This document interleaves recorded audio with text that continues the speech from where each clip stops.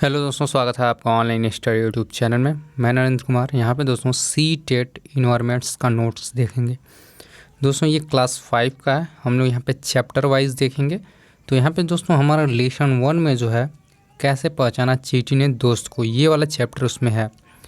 तो दोस्तों ये सॉल्व करने का हम लोग इसलिए फ़ैसला लिए हैं क्योंकि आपको पता होगा कि सी-टेट का इन्वायरमेंट्स नोट्स जो होता है बहुत ही इंपॉर्टेंट होता है।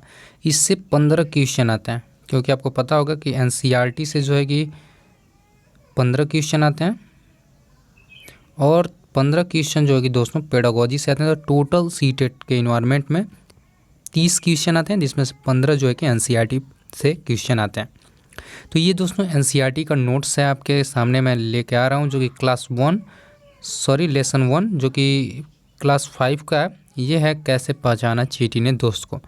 तो दोस्तों इस तरह के नोट्स लेने के लिए हमारे चैनल को सब्सक्राइब करिए। अधिक जानकारी के लिए हमारे फेसबुक लिंक और टेलीग्राम चैनल को भी आप ज्वाइन कर सकते हैं। तो चलिए दोस्तों आज का वीडियो हम लोग यहाँ पे स्टार्ट करते हैं। पहले अध्याय में क्या क्या क्वेश्चन बन सकते हैं। दोस्तों मैं 100% आपको गारंटी देता हूँ कि अगर ये वाला नोट्स अगर आप पढ़ते हैं तो आप 15 में 15 नंबर क्वेश्चन आसानी से कर सकते हैं। तो चलिए देखते हैं लेसन 1 से कितने सारे क्वेश्चन बनते हैं। सारे क्वेश्चन को इसमें शामिल किया गया और बहुत ही अच्छे तरीके से यहाँ पे आपको दिया गया है निकाल करके। तो चलिए जल्दी से यहाँ पे हम लोग देखते हैं और एक एक क्वेश्चन को अच्छे तरीके से पढ़ेंगे। अगर इसको आप पढ़ लेते हैं तो कभी भी इस तरह के क्वेश्चन आपके दिमाग में आते हैं, चाहे आपके सामने आते हैं, तो आप अच्छे तरीके से इसको सॉल्व कर जाएंगे। चलिए देखते हैं यहाँ पे पहला दोस्तों यहाँ पे आपको मिला होगा। यहाँ पे देखेंगे पहला क्वेश्चन आपको यहाँ पे दिख रहा है। पहला, रेशम का कीड़ा अपने मादा को कई किलोमीटर दूर से ही पहचान लेता है। आप जानते हैं कि रेशम जो है कि किससे प्राप्त होता है, रेशम के कीड़े से, और शहतूत के पेड़ पे जो है कि पाले जाते हैं। और दूसरा क्वेश्चन हमारा, मच्छर हमारे शरीर की गंध खासकर पैरों के तलवे तथा शरीर की गर्मी से हमें पहचान लेते हैं। देखिए दोस्तों ये सवाल आपके दिमाग में आता होगा कि ये मच्छर हम लोग को कैसे ढूंढ लेते हैं।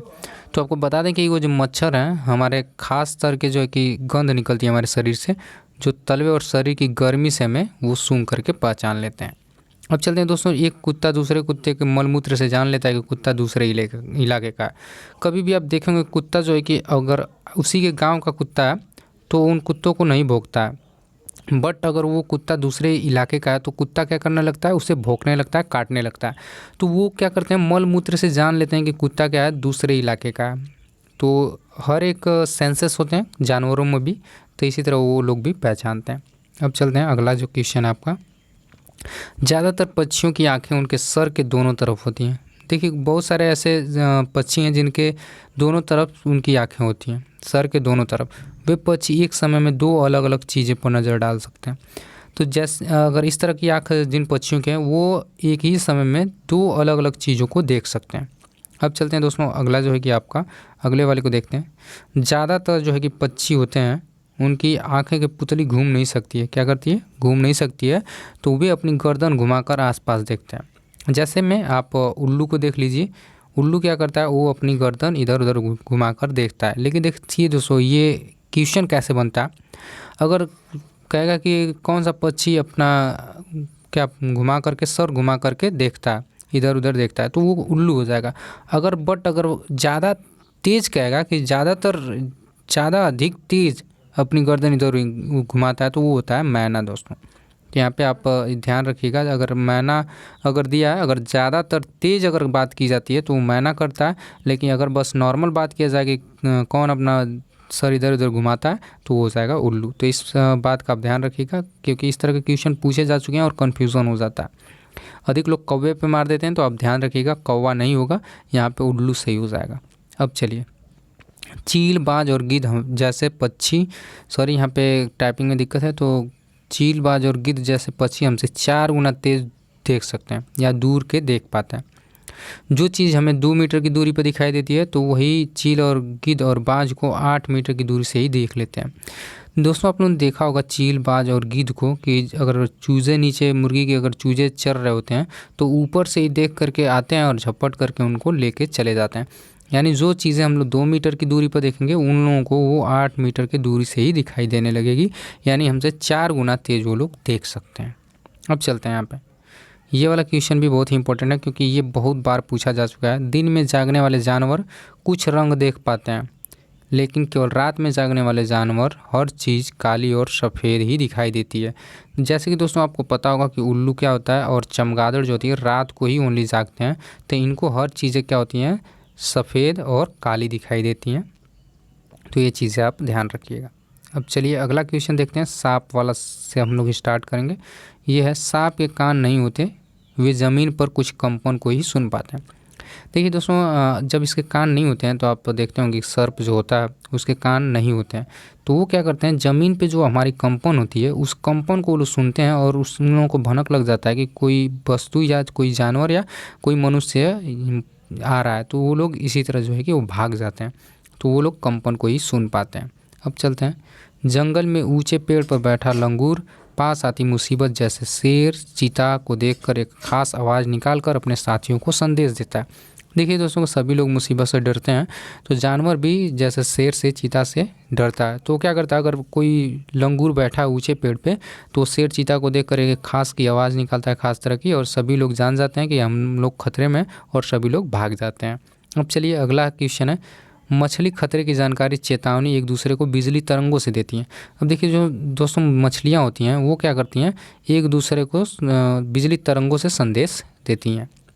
अब उसी तरह देखिए एक एक प्रकार की भाषा होती है सभी जानवरों की।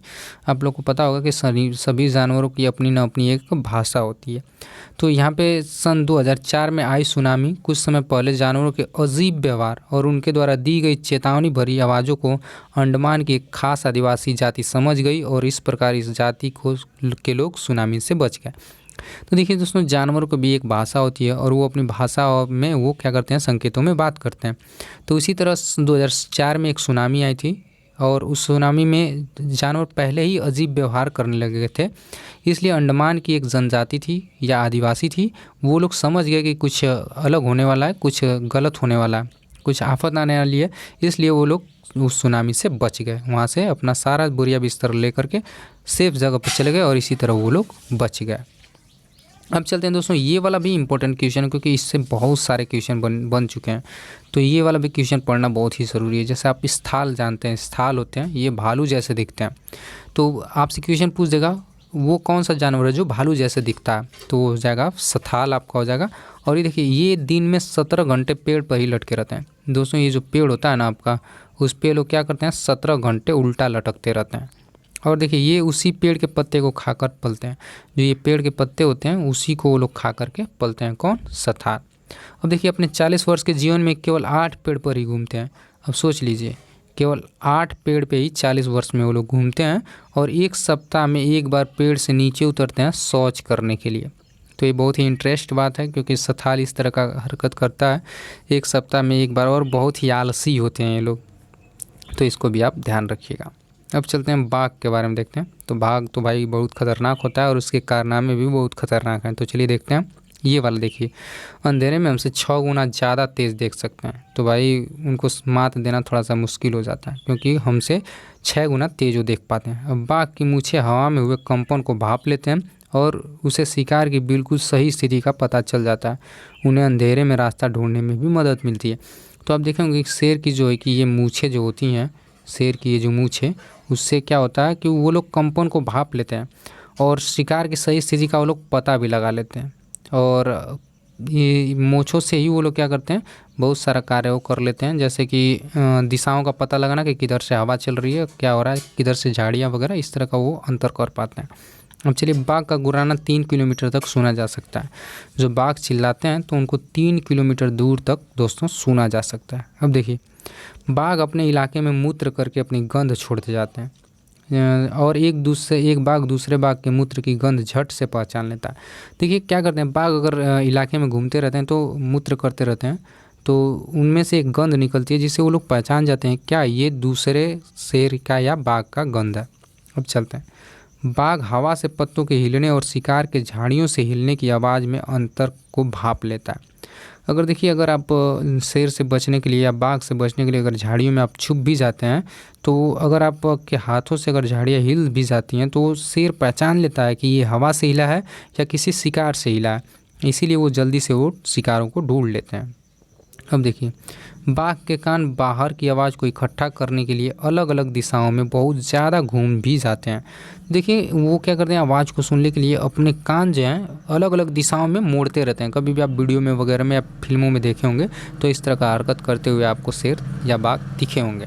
अब देखिए जिम कॉर्बेट पार्क उत्तराखंड में स्थित है, तो ये बाघ वगैरह के लिए संरक्षण किया जाता है। तो ये जिम कॉर्बेट पार्क जो है कि उत्तराखंड में, और ये घना पश्चिम बिहार भरतपुर पश्चिम बिहार राजस्थान में भरतपुर में स्थित है।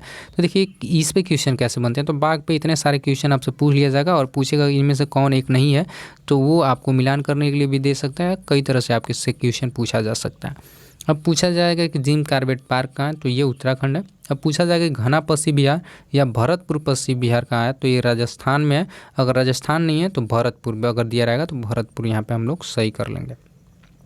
तो चलिए दोस्तों, आपको ये नोट्स कैसा लगा? अगर आपके लिए हेल्पफुल लग रहा है, अगर इस तरह का नोट्स अगर आपको चाहिए तो चैनल को दोस्तों सब्सक्राइब कर दीजिएगा और दोस्तों में शेयर कर दीजिएगा। इस नोट्स को पाने के लिए हम लोग जब ये पूरा एक क्लास 5 का नोट्स खत्म हो जाएगा तो आपको PDF प्रोवाइड कर दिया जाएगा।